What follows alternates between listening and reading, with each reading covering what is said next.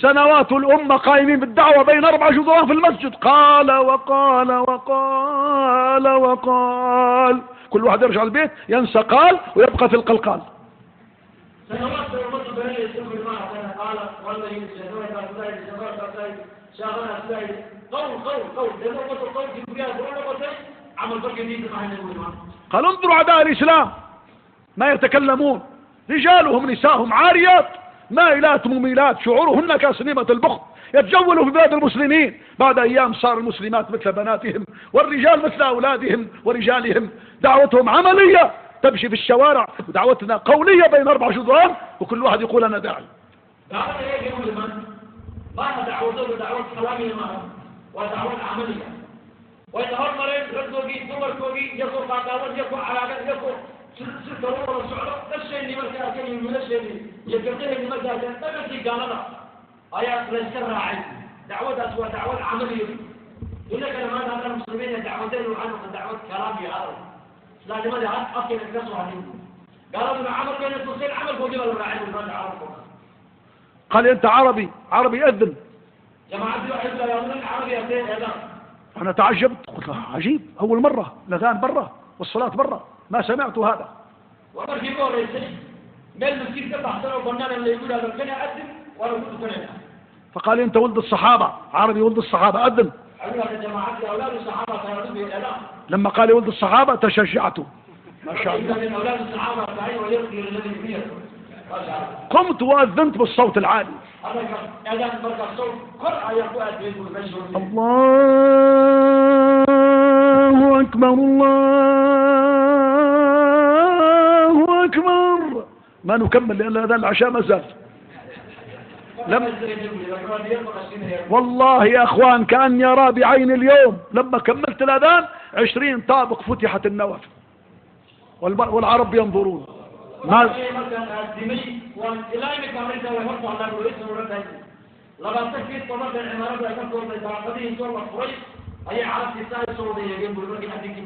ينظرون ماذا جاء يا يوم القيامة. يوم القيامة وصل. لما كملت الأذان أكثر من 40 جاءوا عندي، منهم واحد عربي جاء يبكي قال يا أخي 10 سنوات أسكن فوق ما سمعت الله أكبر، اليوم نسمع الله أكبر دموعي خارجة من عيني وأنا فوق. ذكرتمونا بخالقنا، ذكرتمونا بديننا، ذكرتمونا ببلادنا، نحن مستعدين نصلي معكم الآن.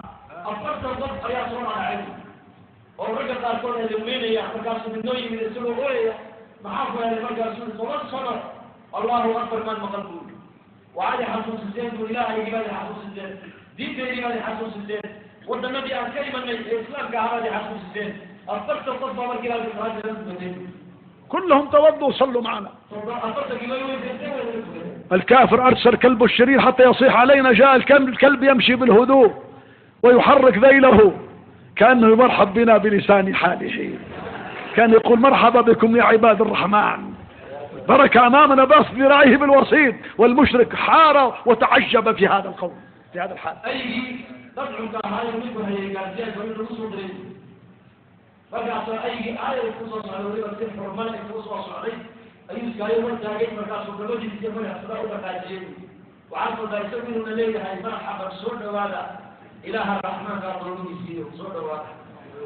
خشعت الأصوات للرحمن وخاب من حمل ظلما.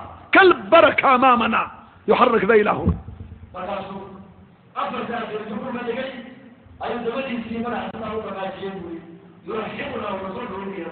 لما كملنا الحلقة كبرت حتى غير المسلمين أول مرة شافوا الصلاة برا جاءوا كلهم رجال نساء، حلقة كبيرة. فهذا باكستاني قال يا أخي هم عرب وانت عربي، ذكرهم بكلام الله، ذكرهم بكلام الإيمان.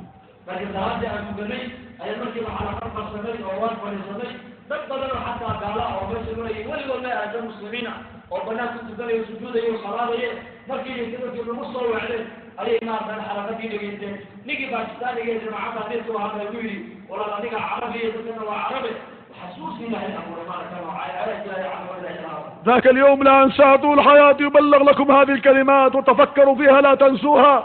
قمت في ذاك اليوم وبدأت الكلام معهم. أخواني الله يقول ولقد خلقنا الإنسان من سلالة من طين ثم جعلناه نطفة في قرار مكين ثم خلقنا النطفة علقة فخلقنا العلقة مضغة فخلقنا المضغة عظاما فكسونا العظام لحما ثم أنشأناه خلقا آخر فتبارك الله أحسن الخالقين. كم من نعمة الله أعطانا، وإن تعدوا نعمة الله لا تحصوها. هذه النعم كلها يريد منا شيء واحد، ما هو؟ وما خلقت الجن والإنس إلا ليعبدون. كيف نعبده؟ ماذا يعطينا؟ جنة فيها ما لا عين رأت ولا أذن سمعت ولا خطر على قلب بشر. لا نعبده نار وقودها الناس والحجارة عليها ملائكة غلاظ شداد لا يعصون الله ما أمرهم ويفعلون ما يؤمرون. كل الناس بالبكاء كلهم قال نمشي معكم المسجد الآن، ألا نمشي المسجد. هذا الشيء ما نزع الله من يدرك عنك سبوي من ذي وعبد الله كمال الجهات والمشايخ الله إلى أن تعالى جوا المسلم وليه واحد مستقيم. أيضا القرآن إلى عزة وعلا وتدور ما في قلب الإنسان إن من هذا كفرق أمك إذا يدور من الروي لم يريه وآدم لا أبو الله عليه السلام إنك نطفة ثم علقة ثم مضغة.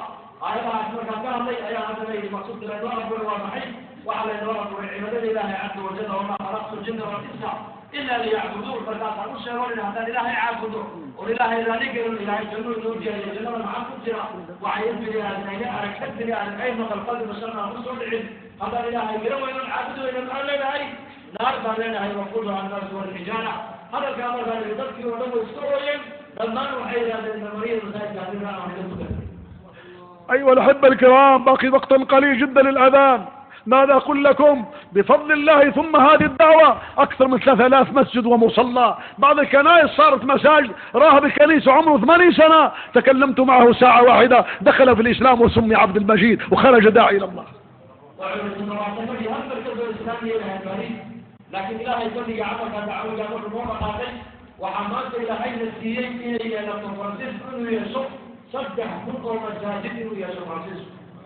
وهذا عليه وليبا الكنائس إن يسكب الدلاء ما كان المساجد لما كان الرئيس والكنيسة وسيدي الزمجرة حتى عبا قراءة الإلهي عبد المجيد انتو صوي إسلامي أي مانزل إلى نوعي جنيك عبد المجيد وداعي إلى الله عز وجل.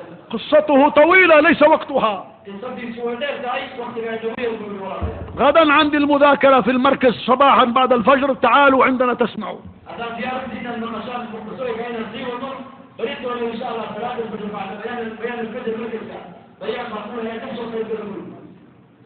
اسمعوا، الله أكبر. كم قصة موجودة نخبركم بها لك الوقت لا يكفي.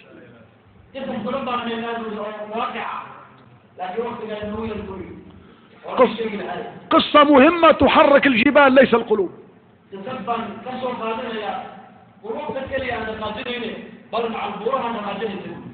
وقصة أخرى تحرك ليس الجبال فقط، تحرك السماوات والأراضي.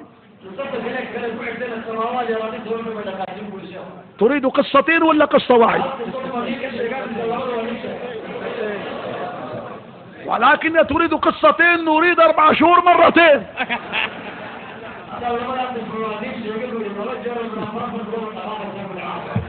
إن شاء الله. يا رب يبارك في حياتهم، يا رب ينور قلوبهم، يا رب إني أحبهم، فاجعلنا هكذا متجاورين بجوار رسول الله يوم القيامة. اسمعوا القصة الأولى. ذهبت إلى بوركينا فاسو ورأيت القرية بنفسي، فقر شديد، وأعداء الإسلام يأتوا بالرز ويأتوا بالأدوية يأتوا بكل الوسائل، يقولوا بالإسلام ماذا أعطاكم؟ مسلمين عندهم أموال ما جاءوا عندكم، نحن جينا نحب لكم الخير، ماذا فعل معكم الإسلام؟ خذوا الطعام، خذوا البيوت، نبني لكم بيوت واتركوا الإسلام. قرى كاملة يخرجوها من الإسلام. منصرين المسلمين تقالين ليسا وعي وضعك أيوكينا قريرها زيارة وراشدة ودهوينة وقرأة وقالوا لك المسلمين تدعو عقلة وقرأة يكونين أول إسلام مسلمين بين يسوا برمنا بس الإسلام أنك أيها جرنا عالمك أنك من برواقين إسلام لمن أصبح وقال لمن أصبح للكويلة. فواحد من هذه القرية قال لي أنتم جئتم متأخرين جئت الآن، هذه القرية كادت أن تخرج من الإسلام، لحظة قليلة تخرج من الإسلام كلها.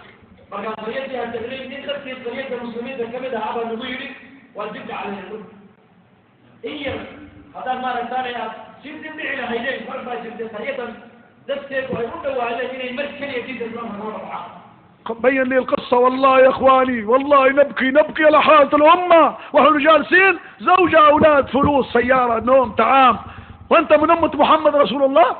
أنت ربي قال لك أخرجت للناس وأنت جالس في البيت.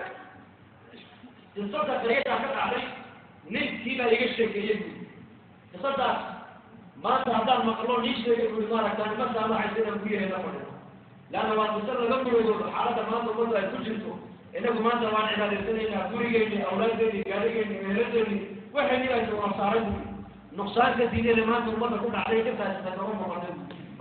أحبتي، قال أعداء الإسلام جاءوا عندهم حكمة، فتشوا من الذي ذكي في القرية، شافوا واحد ذكي عنده فطانة، أخذوه قالوا هاي سيارة، هاي زوجة، هاي فلوس، هاي كذا، ولكن نريدك أن تمشي تجتهد على قريتك يدخلوا في النصرانية. قريتي مركز تهمين كامل ممكن قريتي على النبوي تسمى شركة على الدوام اللي يشهدين قالوا وين ما زين وعايز يجي تذكر قريته كله نك وعقل البلد تذكر آدم وحلي نجي بيرتين وين هلا قولي له بنتين قاري السير العقد السير حاجات في المانيو هاو كله أفضل ولا مكاني وعيد هذين وحضوني وحضوني صار وقت طبعا لا لكن تذكر قريته ونم صور جمع رؤساء القرية هذا الذي منهم وقال لهم اسمعوا، أرسلوني أسيادي يعطوكم لباس، يعطوكم طعام، يعطوكم دواء، يعطوا مدرسة لأولادكم، يعطوا مستوصف للدواء لكم، ولكن شرط أن تتركوا الإسلام. هؤلاء رؤساء القرية كادوا أن يقولوا نعم.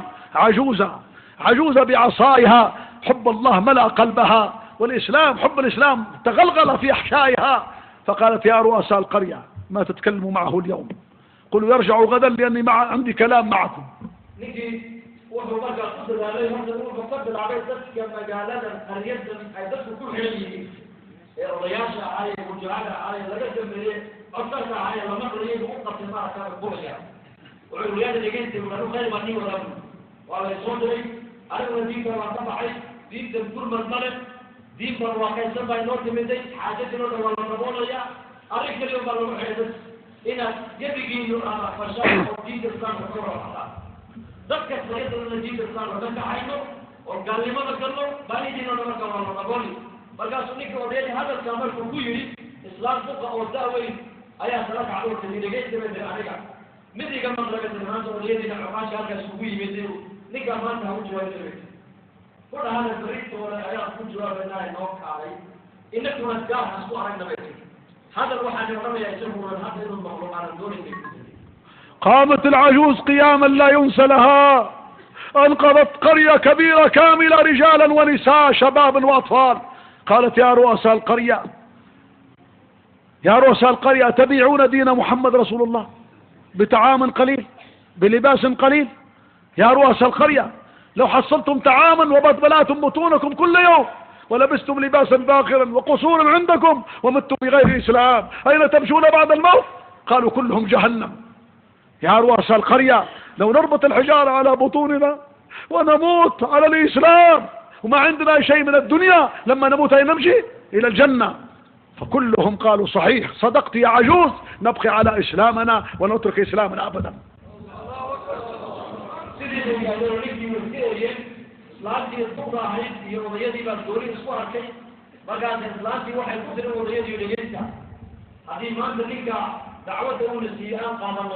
والنار قادمة وفيها قادمة وفيها للنورس ورقم النورس مايو والعروش الروحية ونرجع عنها قشرنا والدين دين الإسلام كاهي أنكوبة لنا عروش يقري يقولي يدويو وصدق قدما لنكم ضلاع إلهي إلهي محمد ورسينا بسي مدار قادمة لسجنه وعلى هذا المنص جهنم قليلا وعيس الهدف قادمة في الأسرة بتاع والعروش كلا حكوحنا وقول الآن نودع وحارب أبحثه ودين الإسلام بقصنا نو كويا لنا والإسلام يبدأ كل منو هذا من النار بعدين النار بيرسل الجنة برجع إلى الجنة قالنا برجع هذا علمونا في حياة دين الإسلام بقصنا لا حكومة دين الإسلام ربنا فلما جاء العدو من غد قال ما تتكلم معه أنا أتكلم معه.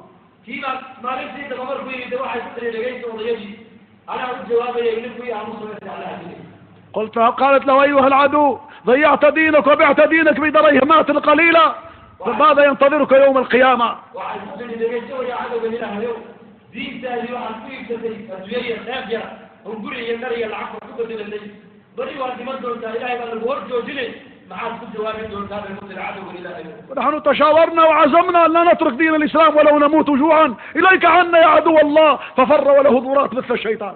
فقال المد العدو وعن سبقني إن الجاجدة يرفعت يفقر وأكيد سنوصل له ودين كتجري عدو إلهي ونجتك صدق الشيطان وحالاته وقبح سنو وقبح منه لماشي. الآن القصة الثانية ونكمل إن شاء الله. بالهدوء من غير ما نرفع صوتي لأن قصة تحرك السماوات والأراضي. نقولها قولوا لكن نعم ضعيفة جدا.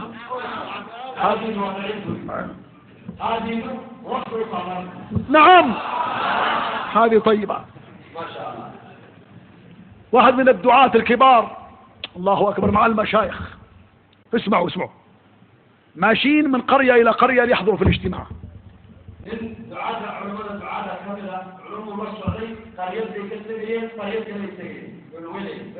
في الطريق رأوا جدار طويل أبيض جدار السيارة تمشي والجدار ما كمل السيارة تمشي والجدار ما كمل. فسأل الشيخ ما هذا الجدار؟ قالوا هذه حديقة الحيوانات. فيجي أي سؤالان وحقيقة البلاد هذا الروعة والسؤالان في البلاد هو غير صلاة ضده ما كمان الشيخ يقول يديون أنا الحين تمر أبواب معي في طالع وعلى بيرتي حيوانات. بيرتي حيوانات تعلم لغتكم إن شاء الله. قال هل فيه الأسد؟ فيه الأسد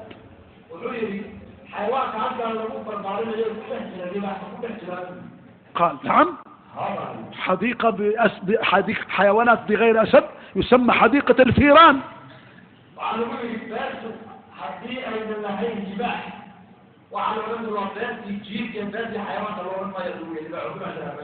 فقال الشيخ نريد أن نرى الأسد نرى الأسد. فلفوا السيارة قطعوا التذكرة. حديقة الحيوان ما جابوا الحيوانات اللي يأخذوا فلوس. قال لهم لا أريد نرى أي حيوان آخر إلا الأسد كيف حاله؟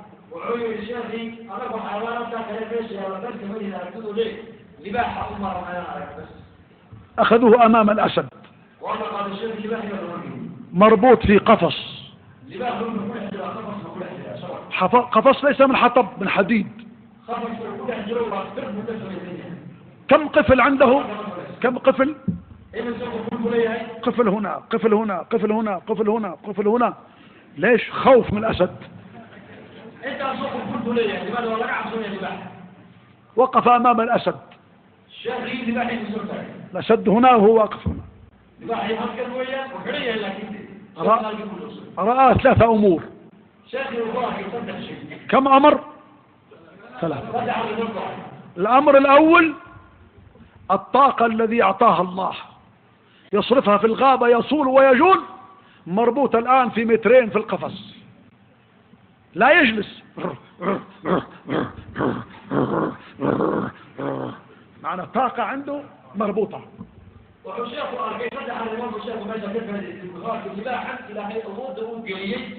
لكن أول يصير ما استعمال الكريم لأنه لما بيصير بكل الحرية. فكما دام أول يصير الاستعمال الكريم خفص نفسه اللي واحد بكل الحرية سواء عليه صار كل الحرية. هذا الشيء الأول. الشيء الثاني يخافون منه الحيوانات كلها والإنسان من بعيد. الآن 2 متر ولد صغير عجوزة قائمين أمامه حتى لما يقول الولد يقول ولد صغير يقول ولا يخاف منه أحد. هيبتي تروح كمان غابة كيف كله لا لك كعص وقد كنا ما كعص حيوان كنا ما كعص ولا شيء ولا بحر. لكن هل كان ما دام خفص وكل الجروب وعلم معي حيوان كعصوني كما عصوني حتى المية الإسلام أكبر له عيارة مركز الناح عيارة مركز الناس بلية سنتوسي سبعي بلية مركز بلية لماذا العيارة مصورة كريم كم صار؟ الثالث بالاختصار. الثالث كان يأكل رزقه طازج فريش يمسك الحيوان يأكل دمه هو والسخون. الآن مربوط في القفص يجيبوا له فخذ بتاع بقرة أو جمل فيه الرمل والتبن وريحة ناتنة ويفتحوا بالسرعة ويرموا له فهو يأكل مكشر عن أنيابه. لماذا تعطوني هذا الطعام؟ أنا ما كنت أكل مثل هذا. حتى على الأقل تجيبوا جديد ليس فيه النتونة. أما تستحيوا أنتم؟ يأكل رزقه مخلط ومجلط. لباحة طبيعاتي سوء على المية قال بخر معلوم وقابله وجهه وهرنا هي التطالش في فريش وحنا ناس ومركا ديكي سفريش وفرميا أيوعنا ديكي دينيسي لكن ما دام خفص وكله هجروا على الله كان جاني مارا كان مدبر بين سوريا لي وعيد السور جيدي وما يترفض شيء أيها يدور الله قد صلى الله ومدهوريا فقال صلى الله ومدهوريا وليه الإنسان الحال فيكم وحكريا محافظ على يكون كهدنا نروح عن معلوم جريمة للشرف له وكرامنا أيامها وعن جريمة الطاجش كلباحة ليك فريش كان عبد جريم وما يروح عن ليك كنتين هذا لو فقط فيه هاي بلوك وعلونا يا وليين كان مكروه كانت تنتين بخير وعلونا يا وليين كم صار؟ صار الآن الشيخ قال نمشي الشيخ يقول عمر الناس عبد الله إخواني وأحبتي الآن نبكي الآن. كان بيانه كله على الأسد في ذاك اليوم بيانه كله على الأسد. شيخ إلهي يعودنا على الاثنين بيان في صور تصدى اللباحة وكسوة أركان مرتدا ومدى ما كان بياناته مجددين. قال يا مسلمين الصحابة رضي الله عنهم والتابعين وتابع التابعين شهد لهم رسول الله بالخيرية خير القرون قرني ثم الذين يلونهم ثم الذين يلونهم. كانوا مثل الأسد في الغابة أي كانوا في ميدان الدنيا يتحركوا شرقا وغربا شمالا وجنوبا. جميع الطاقات التي عندهم صرفوها فكرية جسمانية مالية علمية بلغوا دين الله في العالم. واليوم مسلمين مربوطين في القفص. أي قفص؟ واحد مربوط في قفص الوظيفة زوجة أولاد فلوس زوجة قفص مربوط قل له اخرج 44 يوم 4 شهور في القفص مربوط. واحد مربوط في قفص الوظيفة واحد مربوط في قفص زوجة نترك الزوجة أنا تبليغ اخرجوا أنتم أنا في البيت. في القفص يدور وظن أنه قائم بالدين ونسي بأن الله تبارك وتعالى بين قل هذه سبيل يدعو إلى الله على بصيرة أنا ومن اتبعني. قال كل واحد في قفص. هذا الشيء الأول. شيخو تصدى أسد كمروا عليه ما مرد مجدد مبينات في سلطان صدح لها الوجه الإباحة وقاعد يقول مع شيء قرن يجيكم وقرن الأول أصحاب الجوغين قرن يجي لبعض تابعين أمده عليه هيد ولا بد عليه لباح غابتي يسيبونه ولا لقاها يبتلي قوتي استعمالي قاصد فعولي كلام الله ولا لقاها يبتلي ولا لقاها عبسولي لأنه أمده زمن كان دين كشغيني دين عالم بقدرين فكرية فكر جسمانية حاجة فكرك حاجة مالك حاجة نقالها حاجة تنزلها ومثل حاجة تبطى قدر وقوة استعمالك دين سيلا هيكوريا جيجيك الشمال سيلا كرامية هيكوريا هيكوريا ولكن ماذا الزمن كي نقول الشيخ وماذا المسلمين وحيث الرجل سيدا اللي باحة خطف كجرة هي الطاقة دي سيها ودي سيها استعمالي كيف مسلمي ماذا الطاقة دي سيها استعمالي بركي دي تتذكر قال الله صلى الله عليه وسلم وانتو كذا واشبك معنا يا رب وانتو كذا لا تيدا ايوم تقالوا خلنا يبحانا يا رب وانين معنا واللي حقا تسجل وطاقات دي سيها خطف كلها استعمالي عواطف الشيخ قانون عليك لكن كان يقولون الصومالي من كل شيء يقولون العرض والكاملة ما تطاقت ديني والبلو حروا استعمالنا خطف التحديد سلاسي ومسيك بكاكي بهارتي الشطدي معاي لصوب للدعوة دي الله فرق لي هذا الرجل غيري أروى التأذين ديني وكيف تفعلنا هاي وبسيك القرآن كامرة وانتو كذا جارك هاي مجلسي وجم جيسي حارة